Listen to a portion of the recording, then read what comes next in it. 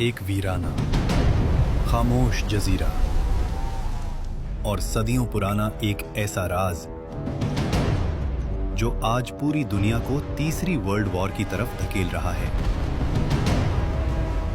एक तरफ वो लोग हैं जो कहते हैं ये हमारा हैकल सुलेमानी है, इसे हर हाल में वापस पाना है।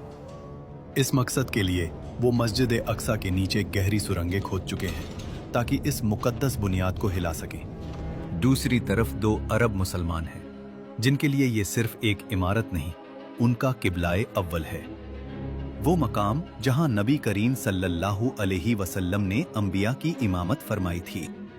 लेकिन सवाल ये है, यहूदी वहां सिर्फ इमारत नहीं ढूंढ रहे, वो ढूंढ रहे हैं वो ताबूते सकीना, जिसके मिलते ही उनका ख्वाब है कि वो पूरी दुनिया पर हुकूमत करेंगे।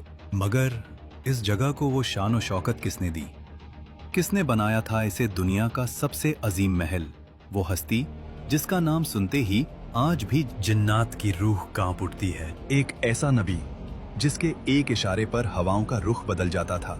एक ऐसा बादशाह जिसके दरबार में सिर्फ इंसान नहीं, खौफनाक जिन और परिंदे भी सफ बांध कर खड़े होते थे। वो हस्ती थी हजरत सुलेमान अलैहिस्सलाम।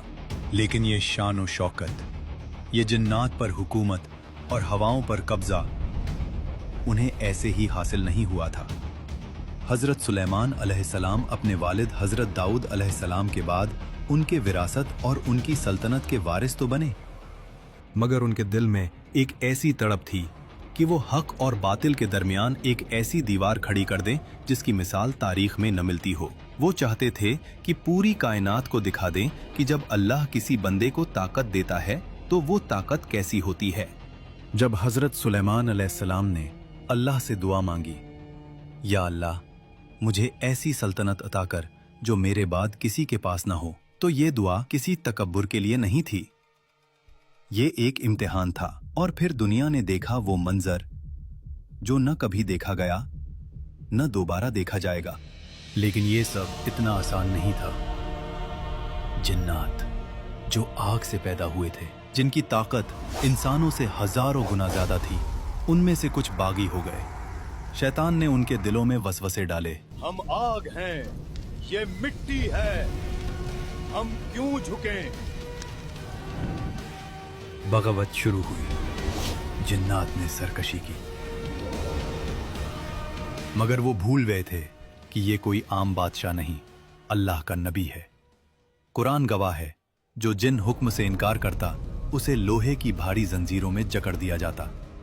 वो मखलूक जो लोगों को डराती है, वो आज हजरत सुलेमान अलैहिस्सलाम के खौफ से थर थर कांप रही थी। उन बागी जिन्नात से वो काम लिए गए जो अकल से बाहर हैं।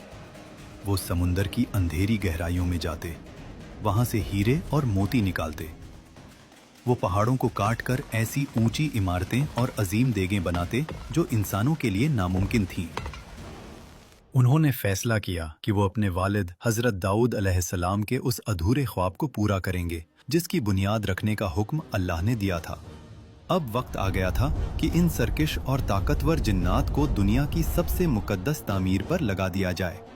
हजरत सुलेमान अलैहिस्सलाम ने मस्जिद अक्सा की तामीर का हुक्म दिया। जिन्नात इस काम पर लगाए गए।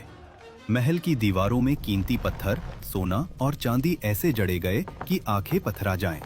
लोग कहते थे, ये महल नहीं, कोई जादू है।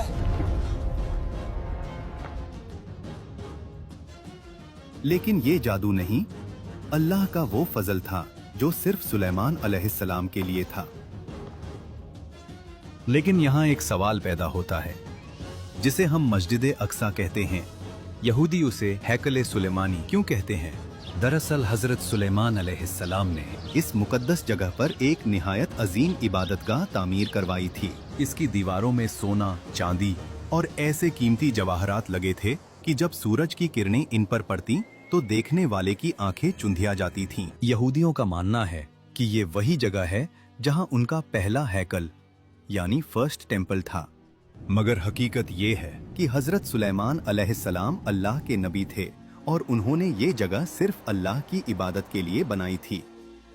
उन्होंने यहाँ मिहराब बनवाए और इसे पूरी दुनिया का रूहानी मरकज बना दिया।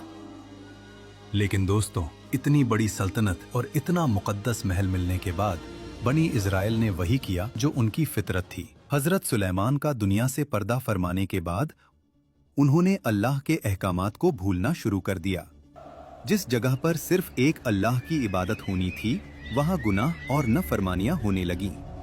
जब उन्होंने इस मुकद्दस जमीन की बेहुरमती की तो अल्लाह ने उनके पर दुश्मन मुसल्लत कर दिए।